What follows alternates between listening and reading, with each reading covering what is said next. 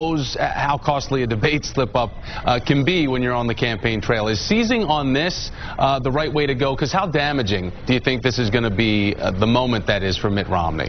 Well, this isn't quite forgetting part of your own policy, which was what Rick Perry did in one of the prior debates. I do not think this is going to be as bad as Rick Perry's slip-ups have been. And why?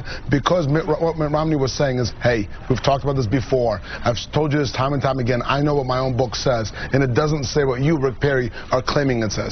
What also this shows is there's been too many debates to a degree, and these candidates have launched the same attack on each other over and over again, and Mitt Romney was almost saying, stop.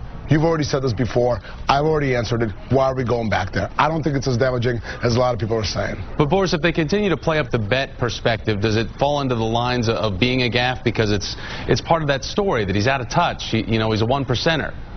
It's not a positive thing. It's not good that he did it. It is a gaffe, but it's not as bad of a gaffe as Perry's had in prior debates. And it does show, unfortunately, that Romney isn't necessarily part of 1% as he's been trying to, of the 99%, he's been trying to portray himself to be.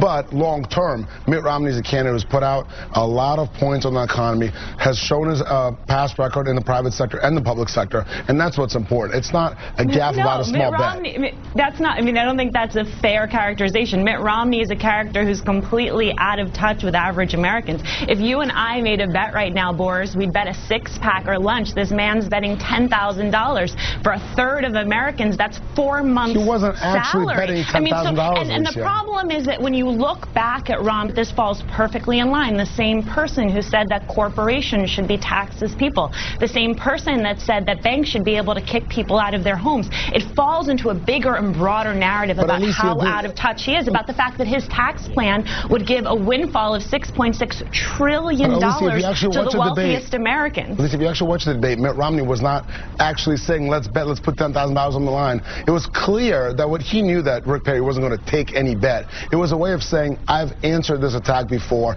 You know what my book actually says, and you're mischaracterizing it. So if you look into it a little deeper, and I agree with you that, hold on, give me a second. And you're right. A lot of people out there are going to say, well, this is just Mitt Romney being Mitt Romney and being aloof. But the reality of it is, as the Republican electorate goes to the polls and they have the candidates to look at, what are they going to think about? Oh, well, Mitt Romney offered a bet to Rick Perry on December the 10th, or are they going to think, hey, this is a candidate who's succeeded in the private sector and the public sector and offers real solutions to a country where I think they're going to be praying for another candidate, given that this is the parade of horrors that they've been offered. Let's also not forget, 4 years ago, McCain was in 4th place right now, behind Giuliani, Huckabee, and Fred Thompson. There's a long way to go here. All right, well, I'm going to bet you both $20 that I'm out of time. So Alicia Menendez, Boris Epstein, great to have you on.